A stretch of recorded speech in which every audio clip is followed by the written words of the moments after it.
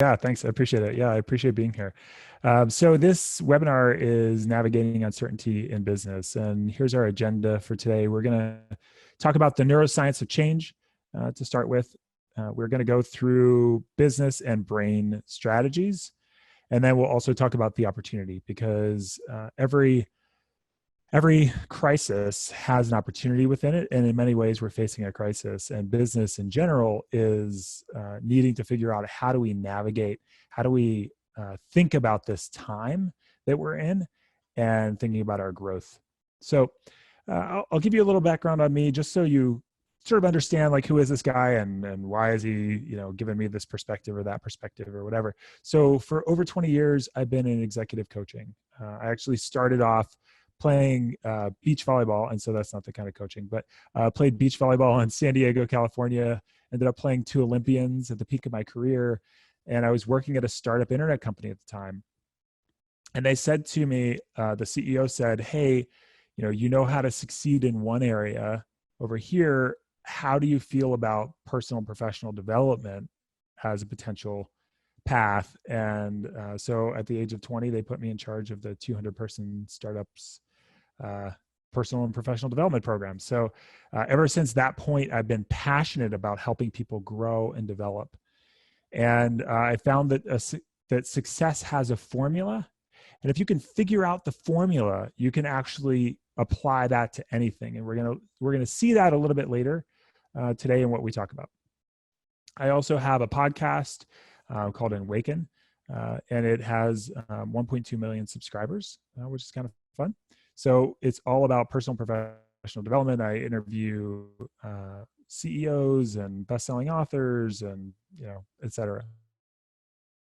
I worked at an organization, one of the places where I've gotten some of this insight and sort of trained it in the real world, a place called PaySimple. And PaySimple is a small business credit card processing company. And at the time, they had 60 employees. And I was coaching the CEO previously, and they offered me an opportunity to come in and coach all of the employees within the business. And I thought that was a pretty interesting proposition. I was like, okay, let's try that out. And so we gave coaching to everybody. And a lot of the principles that I talked about with each of the people in sessions are the principles that I'm going to bring here with you today. And we ended up growing the company from about 35 million in valuation to $2 billion in 5 years. So we had a huge growth as a result of applying some of this stuff to the business and to how we think about things. And then I joined DU. I did my Executive MBA here. And then also I'm in the Executive PhD program, as well as I'm a professor here in the Executive MBA, as you mentioned, the MBA, as well as the undergraduate programs. And then I formed a company called OrgCoach, which is about coaching primarily executives, but coaching individuals. So primarily my background, the reason I share that with you is I'm all about helping people achieve their potential and also helping them figure out what they need to know in order to be at their best. And that's the real goal here for you, is to help you be at your best and also to help you think about business and maybe your business in being at your best as well. So it's no secret, right? We're in the middle of a health crisis. The COVID-19 health crisis has affected and has created a lot of fear, uncertainty, and doubt for a lot of us. There's also, coupled with that, a financial crisis, right? The sort of dip in the stock market. And even though it's rebounded a little bit because of aid packages, people are still facing a financial crisis, but particularly within business. It's created a workplace crisis, meaning that we're all having to figure out new ways of working and trying to, bridge the virtual divide, if you will. And then we also have creative endeavors like, how in the world am I going to work from home? And, especially for those people who have maybe not the most work-friendly home atmospheres. There's this one guy, a CEO that I recently was talking to, and he said the only place in his house that he can find peace and quiet is in an empty bathtub. That's his new office, right? He sits in the bathtub and just types away, and that's his new reality. So for many of us, we're having to adjust, right? And what we're having to adjust to is that Our world is facing what the military has deemed VUCA. They deemed that back in the 50s. They said that there's a lot more volatility, uncertainty, complexity, and ambiguity that we're all facing. And the volatility being the fast, unpredictable changes with no real patterns, right? It feels like it's here, there, and everywhere. The uncertainty being we can't use our past to predict our future, and the level of disruption or the scale of disruption is quite large. Complexity being that there are many issues that are, things are intertwined. And so how do you pull apart health from financial, from your position in the marketplace for, to your customers, et cetera. So it's a very complex thing that we're facing. And then also ambiguity, where it's unclear what's truly real and what's not, particularly as it comes to our fears about what this means for us and what this might mean for our businesses. So here's some interesting information. When the brain is threatened, you tend to lose 10 to 15 IQ points. And that's important, particularly because, and by the way, by contrast, if you're high on pot, you only lose 5 points. So you're 2 to 3 times as worse or worse off if you are in fear, uncertainty, and doubt as if you were high, right? And this is not an advertisement for marijuana use, obviously. It's more that it has a tremendous impact on our brains. 10 to 15 IQ points means a lot with how clearly we think and the types of businesses we build.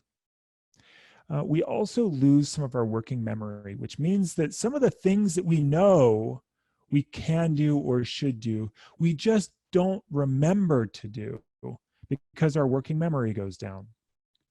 And our brains tend to see everything as a threat.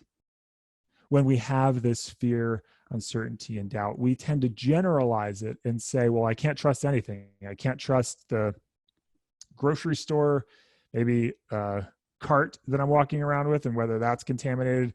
I can't trust whether I can be near somebody and have a conversation with them, like, is 6 feet really the thing? Or is there, and then I can't trust whether I'm going to be okay with, my job or my career or financially or whatever.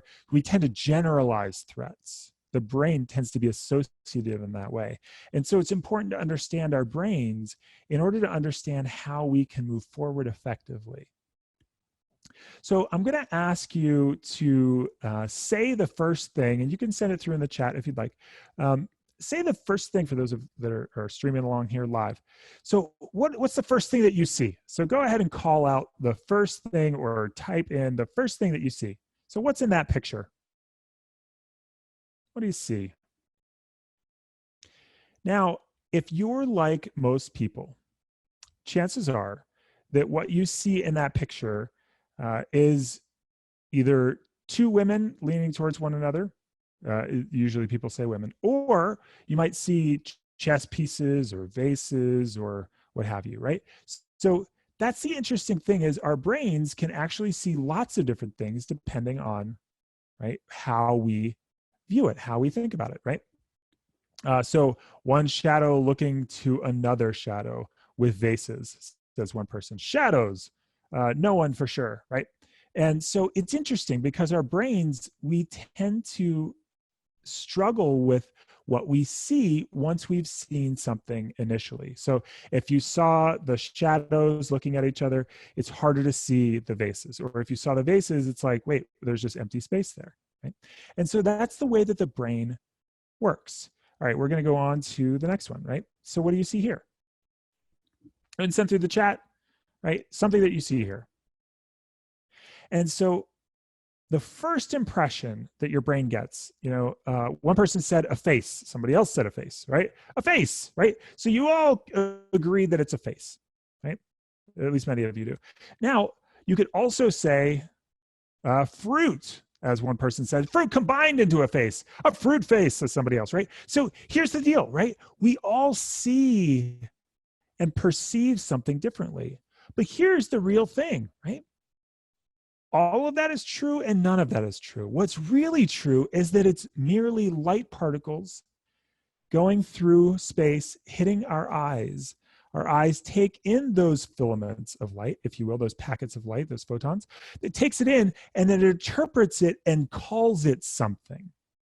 The truth is, it's just light that our brains are assigning meaning to, right? And that's really important for us to understand, because if we understand that our brains are always assigning meaning to what we see, we can understand where we might get caught or trapped. Now, I have one more for you. And first thing that comes out, right? First thing that you see, what is it that you see in this picture? Go ahead and send it in. What is it that you see in that picture? And so one person says a mouse. Okay, fair enough. What's happening in this picture? What's happening in this picture? What do you think? What's happening here? Getting a shot.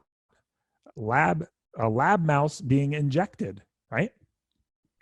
That could be the case. What else could be happening here? Most people, when they see this, they see animal testing, right? They're like, oh man, this rat is about to be experimented on, right? Yep, there we go, petri dish. Yep, you see the petri dish. So here's the interesting thing. We make up a story about what's going on here. And the truth is, we have no idea what's going on here. And yes, you see a mouse, that's objective, and you see a petri dish and you see a needle, yep, that's objective. But if you were to say what's happening, most people think, oh, animal testing, right? Lab testing.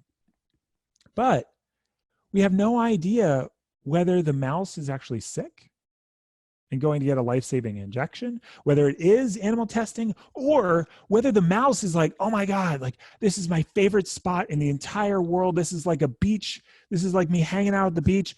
And then like some jerk with a needle just photobombed like the mouse saying like, here, take my picture. Look, I'm posing, right? We have no idea if that is in fact the case of what's happening here with the mouse. But we make up stories. And that's the important thing to know.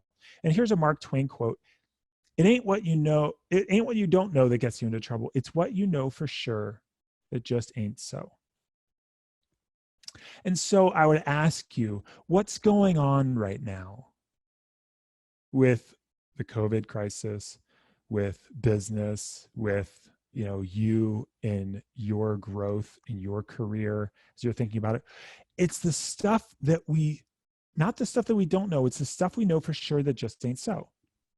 And so what might be those things, those assumptions that you're making? Here's another way to think about this. Life is the cruelest teacher because it gives you the test first and the lesson later, right? And how many of us have been in this situation? It's because of our assumptions, right? I can sit on the fence, right? I can hang out here on the fence. Whoops, I slipped. Right? And did you slip on the wrong side of the fence or did you get caught? And so many of us face this where we're sitting on the fence, many of us are right now, of seeing what's going to happen. We're waiting to see what's going to happen. But it might just be that we can't sit on the fence because in order for us to be safe, we need to act. And we need to act in alignment with what I'll call the opportunity. And we'll get into that a little bit later. But so be thinking about what are the assumptions that I'm making about this time, either in your own life and or in business, the assumptions that you're making. And then what are the potential lessons that you could learn or have learned in the past that might be applicable towards this moment, right? What are the things that you might be able to apply? Again, we'll get into that more as we go. Now, here's one of the things that's really interesting. The brain experiences pain in certain ways. And so what I'd like you to do is scale of 1 to 10. Send this through in the chat. Scale of 1 to 10. Try and remember the sensation of if you've broken a bone, if you've sprained an ankle, if you've had some kind of issue, right? Think about the pain and see, scale of 1 to 10, how intense, not about the surrounding circumstances or the situation, or I had to take the bus, or my mom had to drive me to school or whatever. But think back to if you've broken a bone or you sprained an ankle. To what degree can you call up the sensation itself on a scale of 1 to 10? The intensity, 10 being, oh my God, it's so intense, I can't stand it. And 1 being, I can barely remember it. So go ahead and send through in the chat, what's the intensity of the pain that you can remember right now? Okay. So we have a 10, a 2 to 3, right? Let's go ahead and have a couple more people. Okay, 2. Yeah. Yeah. 5. Yeah. See, here's the thing, right? Many of us can't recall the sensation itself, right? The pain that, like, calling up, oh yeah, right in that spot. Oh, I can feel the pain as if it was yesterday. Now, if you would go ahead and apologize for this in advance, go ahead and call back the time in, maybe it was middle school, maybe it was high school, the time of the biggest, like, social pain you've ever experienced. It could be like embarrassment. It could be people, kids laughing at you. It could be that you pooped your pants and, like, everybody saw it, or whatever. See if you can't remember back to the time where the social pain was the thing, the most embarrassing moment, if you will. And if you would, calling back and sort of calling that back, to what degree can you remember how bad that felt? The experience of how bad that felt, right? So we have a 6, we have an 8. Yep, keep sending that through. The intensity of the worst moment that you can remember socially, right? Yep. And so here's the, yep, 9. Yeah, here's the thing. Our brains are wired in a certain way that makes it interesting. On one hand, physical pain is registered in the same brain centers as social pain within the brain. It's very interesting, right? The brain registers it in the exact same location in the brain, but it has you forget physical pain, but remember social pain.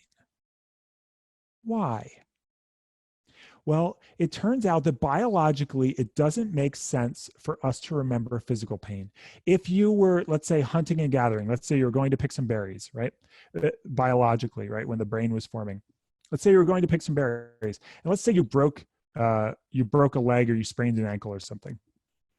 If your brain hung on to physical pain, it would associate that intensity of pain with going to pick berries. And so you would never go pick berries again, because you could remember the intensity of the pain the last time you went out and you sprained your ankle or you broke your leg or whatever, right? Biologically, it doesn't make sense for us to remember physical pain. But if you think about on the other side, social pain is where we would get kicked out, what you would get kicked out of the group for. So if you think about this for a second, right? If you got ostracized from, let's say, a tribe, right? A tribe of people, are you more or less likely to survive if you forget that social pain, or you get kicked out, right? What happens is, if you get kicked out, you're much less likely to survive, because if you get sick, if you get, hurt, if you having an off day or whatever, nobody's around to warn you of the tiger, or you can't get away from the tiger, right? So you become tiger meat if you are fending for yourself alone. So biologically, it makes sense for you to remember social pain so that you don't end up alone and therefore vulnerable. But physical pain, it makes more sense for you to forget the physical pain in order for you to go continue to pick berries, right? In order for you to go try again. So that's why the brain is wired in ways that remember pain differently. And there's a reason that I'm mentioning this. It's not just to help you explore brain science, but it's to help you realize what happens when change occurs. And so we're going to explore a model called the SCARF model, and we'll go into it here in a second. So SCARF, I don't know why they decided on this name. It's the Neuro Leadership Institute. I'm not sure if they were going for like scarfing food, or like scarf that you wrap around your head or your neck, but regardless, it's called SCARF. I think it's just because they had a bunch of things in an acronym, and they needed an acronym to be able to summarize it. So here's what it is. So status, our brains in times of change sort for these 5 factors. And this is the social brain in particular. 1, how important am I? The brain will ask that question, how important am I to others? And if you're a leader, your use of status matters to help people feel important, particularly in times of change. But to what degree am I important? And so status matters, even your self-referenced status. How important am I? And am I to others? If you feel important, your brain at least will end up feeling more calm and centered. If you don't, you'll feel disconnected more, and that becomes a threat in the brain, and so you start losing IQ points. Certainty is the next part of this model. Certainty really says, where's my place and what can I expect? We'll go into a little bit about this, and I appreciate the comments coming through. Thanks for those of you that are commenting. I appreciate it, your feedback on this. So where's my place, right? What can I do right now? And so in times of change, if we're uncertain, again, we lose IQ points. If we know our place or we know what to expect, we can recover IQ points potentially lost. The third one is autonomy, right? So how much control do you have over your environment? How much autonomous control do you have? So we're going to talk about that a little bit more in depth, but if you can influence your environment or you can control your environment and your work, you're much more likely to deal with change and to deal with it well. But when it feels like we're out of control, then our brains tend to lose those IQ points, and we'll talk about how to recover some of those. Next is relatedness. Relatedness is about how connected you feel to others. This can be coworkers, this can be students, etc. But if I feel connected, it turns out that if I feel related to other people and that connection, it turns out that my brain actually is much more calm.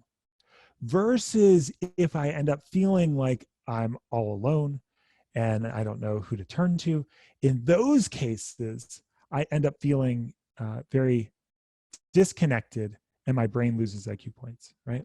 So these are the levels. And the last one is fairness. So as you can see, SCARF, status, certainty, autonomy, relatedness, fairness. Fairness is, are the rules known and are the rules followed, or is there favoritism playing out? Now, fairness many times is it's a leader role to help create fairness.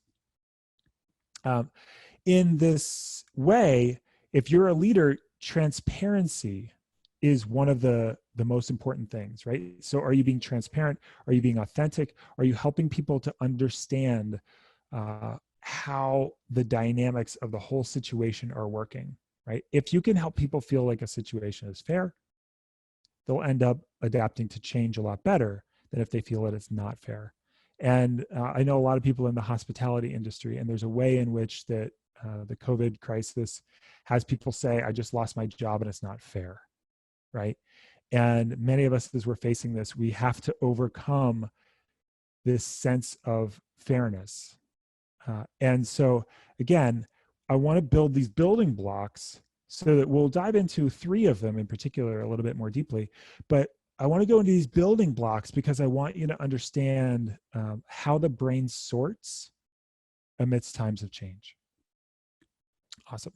So when we face uncertainty, and so we're going into the second one, right, which is certainty. When we face uncertainty, our brains experience the world that we knew, right?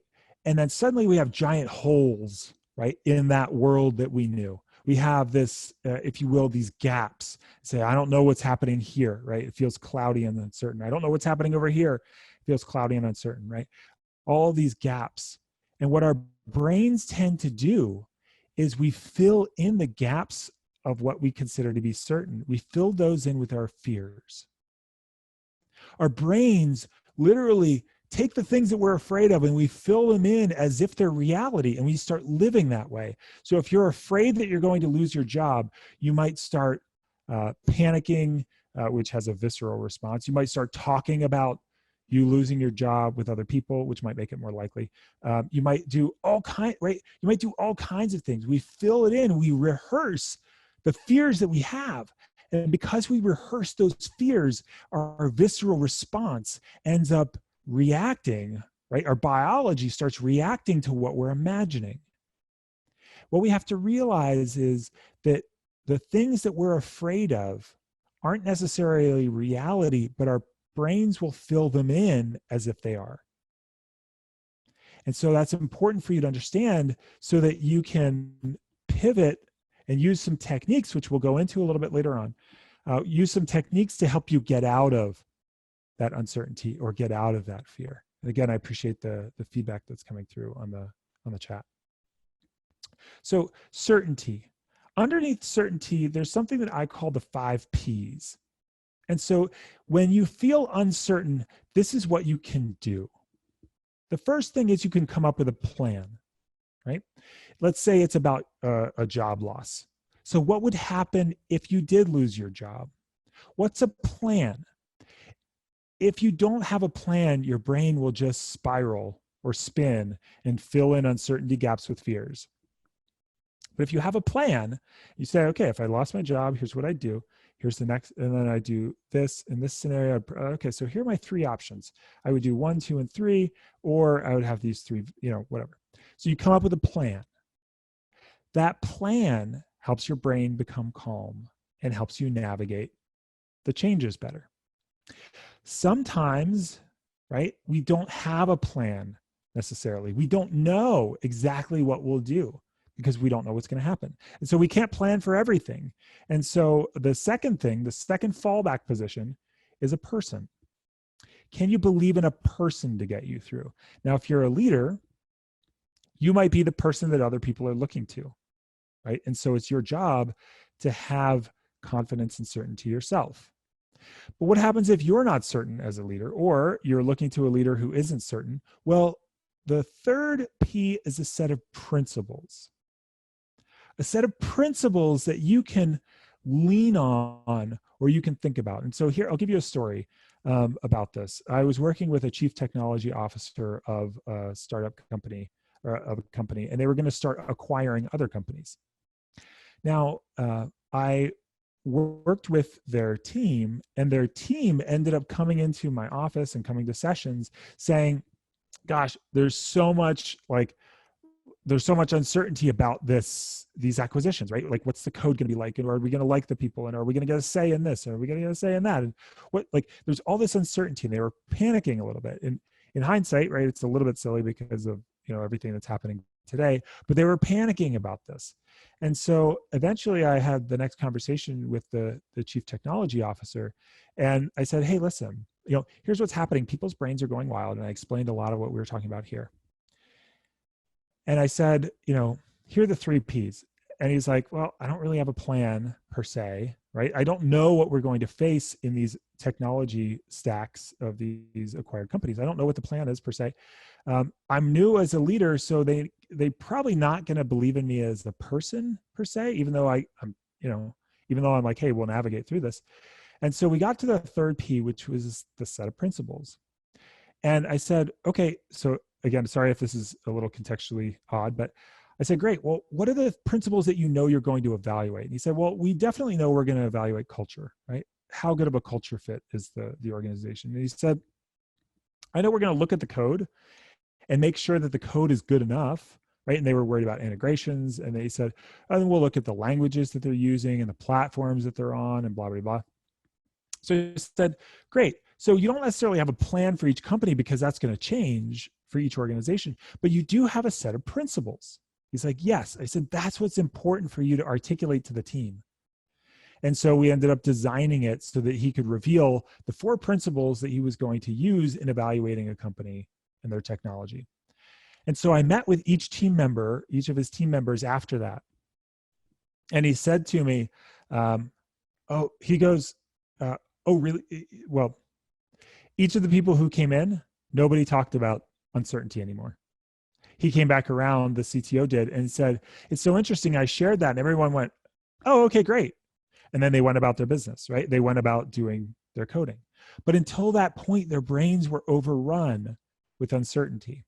And so for you, as you're thinking about navigating this time, either in your own career or in your business, be thinking about the set of principles with which you'll navigate this change, right?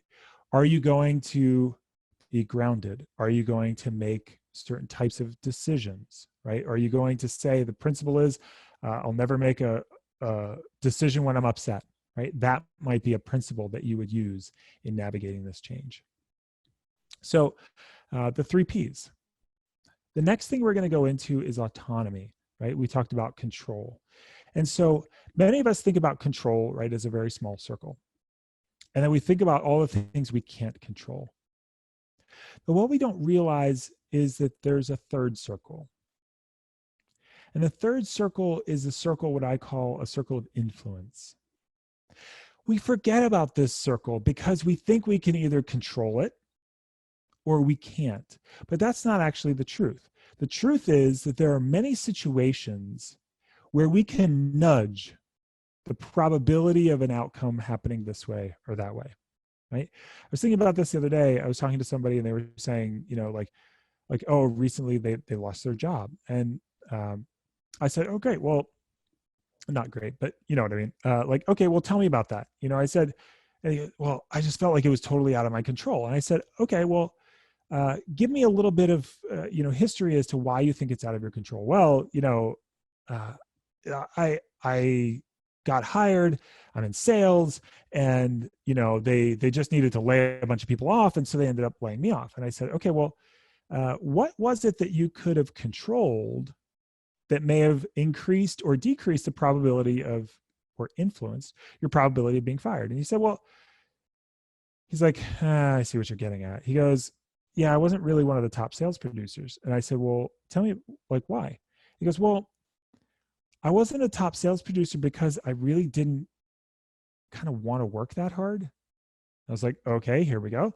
And he goes, yeah. So, and then through the process of the conversation, he realized that whether he was fired or not, or let go, or, furloughed or whatever, wasn't a function necessarily of it being totally out of his control. It was something that he could have influenced by how he showed up each day within his role, right? He could influence the probability of being furloughed or laid off, not necessarily control it. And so there's that white circle right in the middle. That's the thing that we all have to realize, that we can influence our futures. We can't control everything that's going to happen, but we can influence it.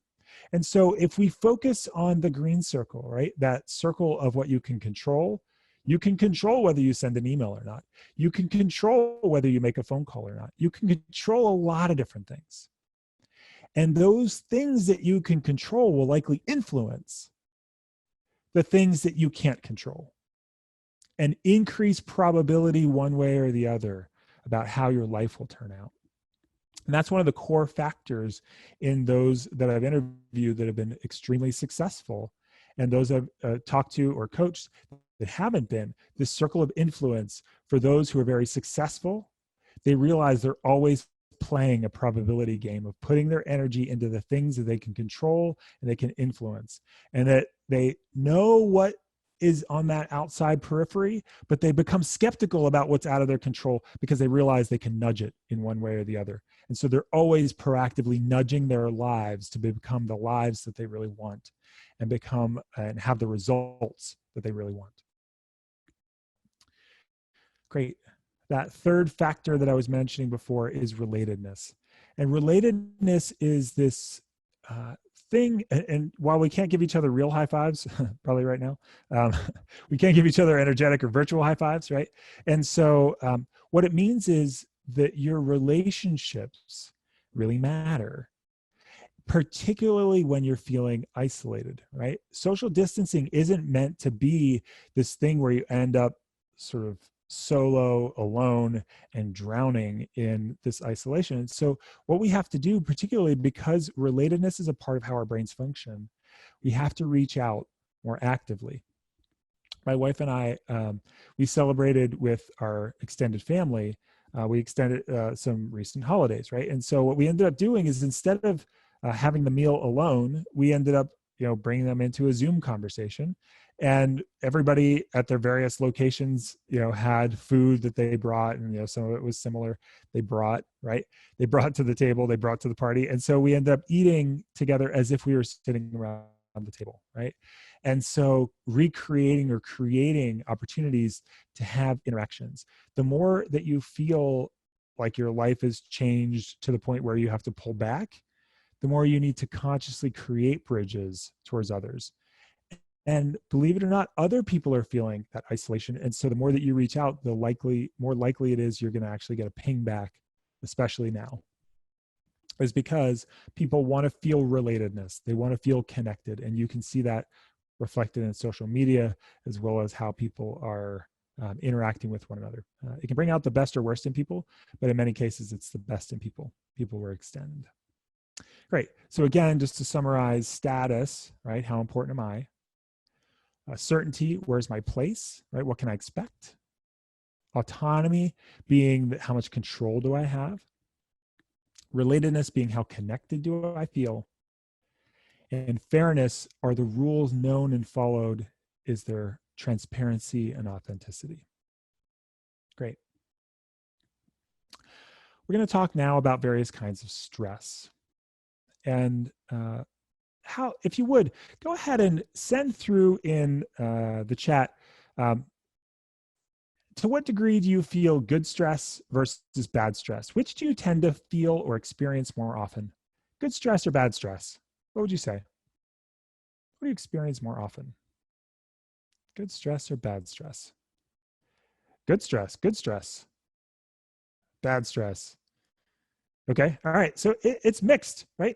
Many of you, yep, absolutely. So it tends to be mixed. And so here's the different kinds, and both, says somebody, right?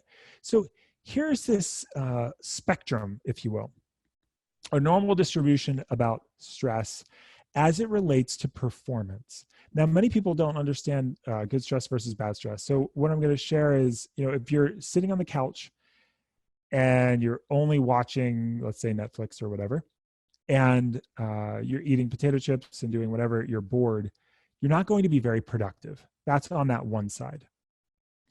But on the other side, if you're overly stressed, you have too much to do, you can barely think straight, you're not productive either, right? So there's these two sides. And what we need to do is figure out where our curve is. And so for many people, a deadline is a positive version of stress, unless there's too many deadlines, right? So a deadline of having something due will get you into performance, will get you into action to get you really focused, right? Without a deadline, would you do half the stuff that you want to do or that your job wants you to do, right? Probably not, right? You probably wouldn't do the things if you didn't have a deadline, right? If you didn't have an assignment, if it didn't mean something, et cetera. So, but when we face one of these crises and our worlds get turned upside down a bit, our stress level increases, often to the point where we're on the wrong side of the curve, right? We're on that overly stressed side. And so knowing that you need to perform at certain levels, you need to regulate where you are on that spectrum and curve. And you can do this, believe it or not, consciously, to say, where am I on the curve? So if you would, go ahead and type in the chat if you're in that perfect spot in the center, or if you're too far to the right or too far to the left right now. Where are you in the curve? Okay, fatigued, says one person, right? It's sort of too far to the right. There's almost too much stress that's built up. Where else are you on this curve? Mostly good, though uncertain. Okay, so that's, the uncertainty can sometimes, push you to one side or the other, right?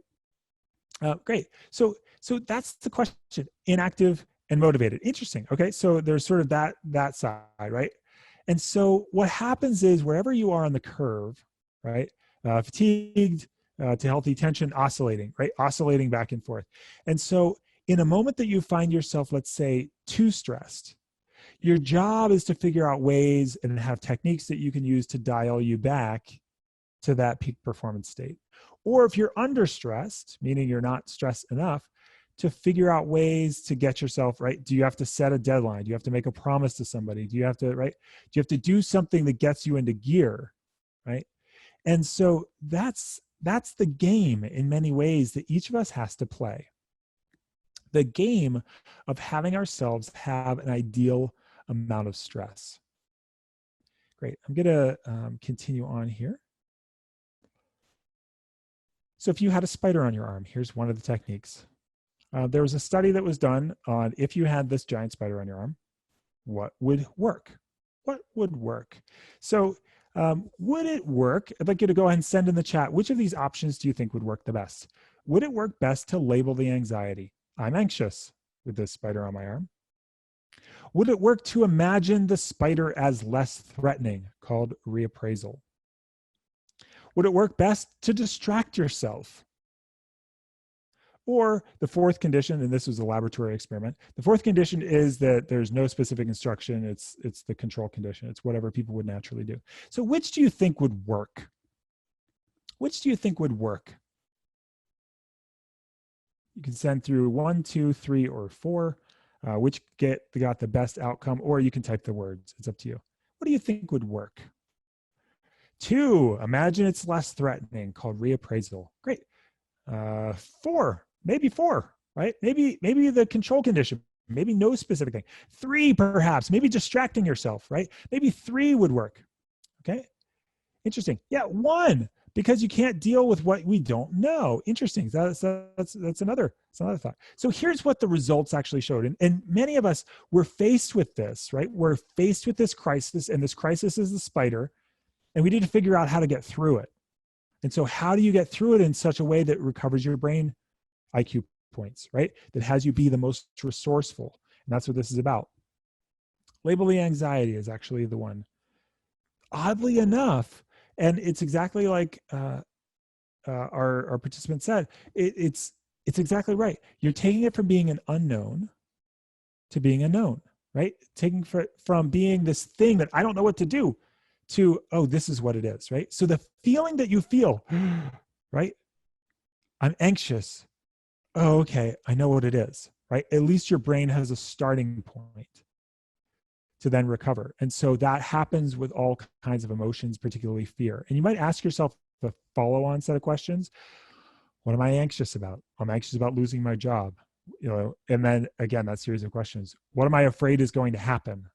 Well, I'm afraid that I'm going to end up on the street. And then as you, what happens if I end up on the street? Well, then I'll have no worth. Okay, well, what happens if you have no worth? I don't know. I guess I'll be bummed. Okay, well, what happens?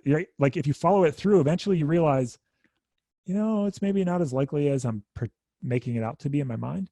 And also, I might have a strategy for that, but you can't do it if it stays in the unknown. And so the more that you can label the sensations or feelings you have and start asking questions about it, you can then start creating a plan or a set of principles or whatever to help you navigate that uncertainty.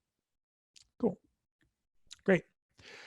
Many of us think that we can do a lot. This is a slight twist on what we're talking about, but it takes multitasking. Many of us think that we're great multitaskers, but it actually turns out that it takes us 6 times longer on average to complete a task using multitasking. And many job applicants are told, hey, go ahead and say that you're a good multitasker, right? In fact, nobody really is. This is what the research says. That it actually also depletes the brain chemicals that you need in order to concentrate. So the more you try and multitask, the less concentration you have, and you burn up the concentration chemicals. So you think that you're not that you don't have the ability to remain concentrating, right? As well as you'd like. So the concentration brain chemicals get depleted and your IQ drops, right? And so we all think about this, but we aren't necessarily good at multitasking. And so I'm going to invite you to make a few things, write down a few things, and I'm going to call them high impact activities. High impact activities, these are going to be the things, the tasks that you do that I would say take a little bit of effort, but create a lot of result, right? If I were a salesperson, the things, right, I would have 3 different things that I could tend to do that would maximize my results. And so this comes out of some of the work Brian Tracy, who's an efficiency expert, success expert. He talks about there's 3 things that if you do these 3 things, it usually accounts for 90% of your results. So activity types might be stuff like, for a salesperson, if I'm on the phone, with somebody who might want to buy something, right? If I'm on the phone, then I'm in a high impact activity. If I'm, let's say, getting people to call, right? Like I'm prospecting is what it's called, or I'm sending somebody a contract or closing a deal, right? So either I'm on the phone, I'm prospecting to get on the phone, or I'm closing a deal with somebody I'm on the phone with, right? So one of those three activities will be your most important three things that you do. Everything else is noise, right? Everything else, it's a little bit like the Pareto principle, the 80-20 rule. This is a version of that, except it's 90% of your results from three activity types, right? So for you, what you're going to do is write down three things that are your most important things for you to maximize your impact. What are the three most important things?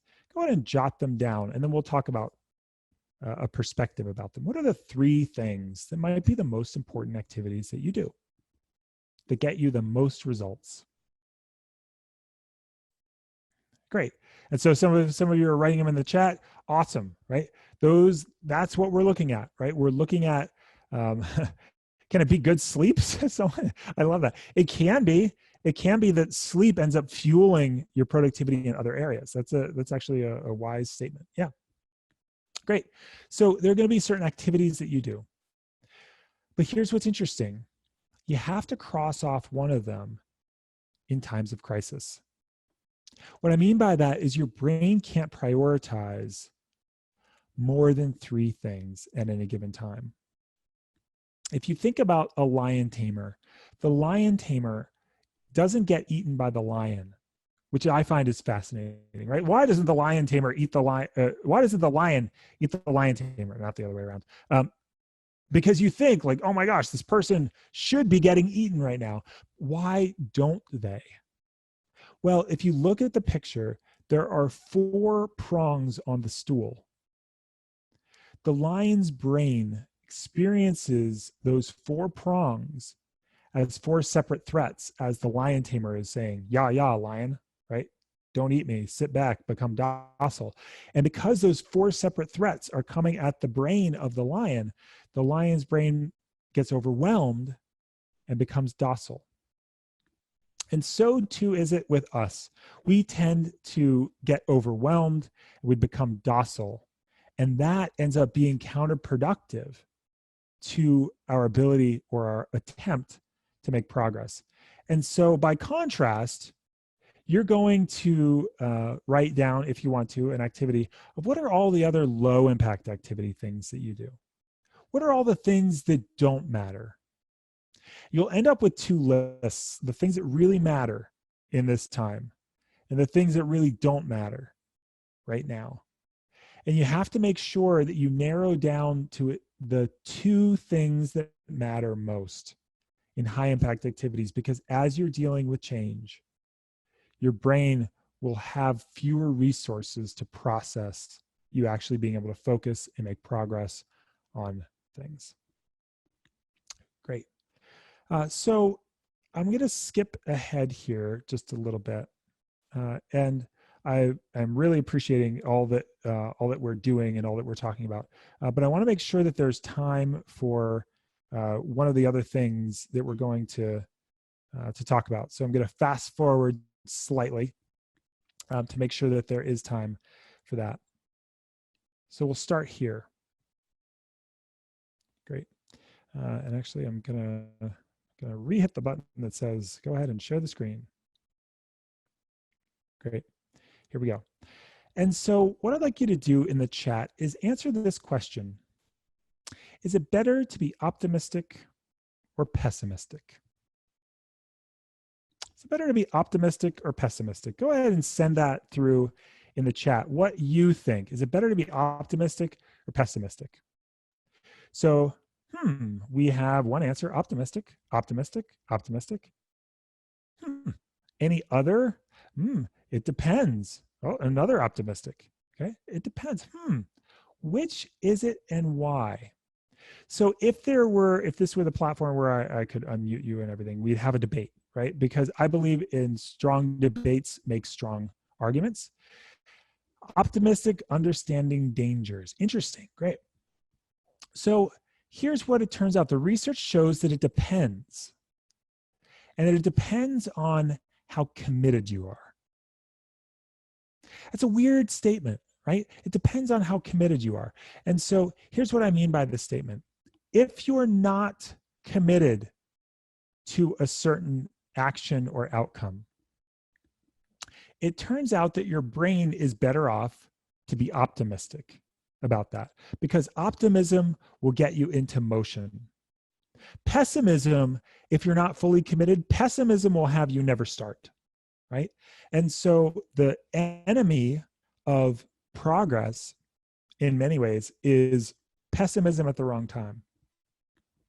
But it turns out that if you're pessimistic and fully committed, what you'll end up doing is planning for how you would get knocked off track, and your plans will become more hardened, and you'll end up increasing the probability of your success based on a pessimistic view. Here's all the ways I could fail, and if I can plan for all the ways I could fail, then I'm much more likely to succeed because my plan is more robust. So I would ask you, in this time, is it better to be optimistic or pessimistic for where you're at? If you're committed to the pathway forward, I would say then it's important for you to be pessimistic, to say, how are all the ways that this situation might get me? If you're fully committed to thriving during this time period. But if you're afraid and you're not committed, you don't feel in a moment that you're going to make it through, then it's important for you to have optimism at hand, right? What are the things, what are the positive potentials or opportunities here? What I'm going to do is now take you through the opportunity, because I think it's important. Many people right now are feeling uncertain and they're feeling afraid. And if we don't have anything to look at, we can be overrun by our fears, right? We can be overrun by the sort of pessimistic mentality or the fear-based mentality. And so here's a personal view, right? C.S. Lewis, famous author, said that hardships often prepare ordinary people for an extraordinary destiny. So for you, for a moment, what if this were the exact right time for something to emerge from within you, for you to dig deep, for you to find something inside of you in order to make this an extraordinary time? What if this were the exact right time for you to get extraordinary results? As a company, I want you to think about companies in general. Now, some of you might be a part of companies and some of you might not be, but here's what it looks like in companies, right? This is the 2008. This is not the first crisis that we faced in the United States or worldwide, right? So in 2008, right, there was a financial crisis. And these are the boundary marks. Now, the company on the top faced this hardship in one way. The company at the bottom faced this hardship in a different way, right? And they looked at it differently. They thought about it differently. And so here's the question: which company would you rather be, right? The one who eventually ended up all the way up to the right, or the one that ended up diminishing over time? This time period matters a lot. And so here are the companies, right? This is one trajectory, by the way. This is one sort of trend line. Here's the other trend line, slightly up. It wasn't like it was phenomenal growth during this sort of Great Recession, this is what it's called, right? But there was growth. And so what was it that happened during this time period? The company on the top was Blockbuster. The company on the bottom was Netflix. Both operating in the same market conditions. And in fact, Netflix was DVDs by mail and ended up transitioning to what many of us know now as streaming. So they cannibalized their own business. They reinvented something about their business. And oh, by the way, during the time period, they ended up, during the Great Recession, they ended up having 3 million additional members join Netflix. Blockbuster had some similar technology. They had the ability to send a membership club where they could send out DVDs, et cetera. They had an ability to stream online, but they went through the crisis very differently than Netflix did. And so it could be an opportunity for you to think of a business model that ends up being, or even a personal model that ends up being something that makes this even more a time of opportunity than necessarily a time of downturn. Again, they face the same market conditions. Here is on a macro scale, right? The macroeconomics of before, right? We think back to World War I, the Great Depression, and World War II. If you look at it, right, here's the trajectory prior to disaster. And here's the trajectory after World War II, right? And if you look at what happened after the Great Depression, there's even or like out of the Great Depression, an even bigger uptick.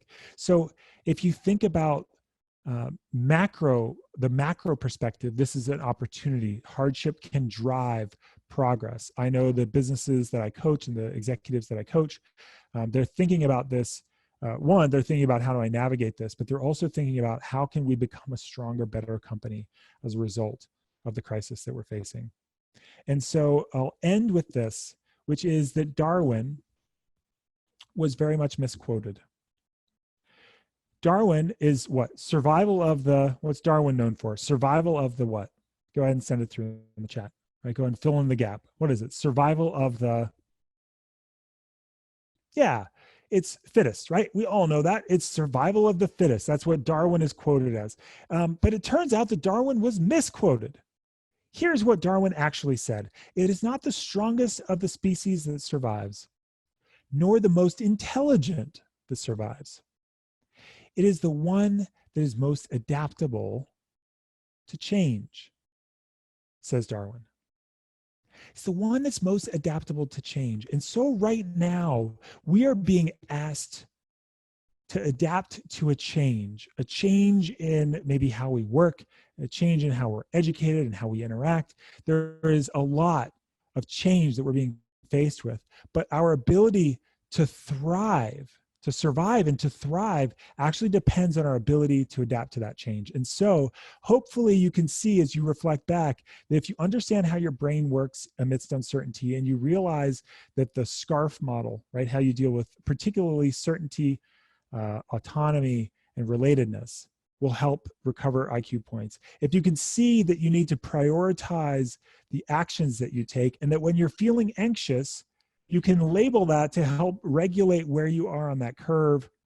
And also that this is truly an opportunity and you have every reason in moments to have it fully supported, to be optimistic when you feel like things are a little bit crazy. And when you feel like, you know what, I'm grounded, now's the time for pessimism. How could this go wrong? And you can plan from that state. But either way, it's your ability to adapt, to change, both the changing landscape of your own emotions, as well as the changing landscape of the marketplace, if you will. That will have you survive. All right. I realize there probably aren't a whole lot of, not a lot of time for questions, but I do want to say thank you. Thank you for being here. Thank you for attending. Scott, thank you for hosting. If you want to reach out to me, you're welcome to. Here's my contact information. Really happy to have gotten a chance to spend this time with you. Thank you very much, David, for joining us. Yep. For everybody that's still here, you can check out our website. We will have a recorded version of this if you guys want to come back and reference anything, as well as sign up for any of our additional workshops that are coming up in the next few weeks. So again, David, thank you so much for doing this and taking the time. And everybody, thank you for joining us and participating, and can't wait to see the next one. Absolutely. Thanks so much. Thank you. All Bye. right. Bye-bye.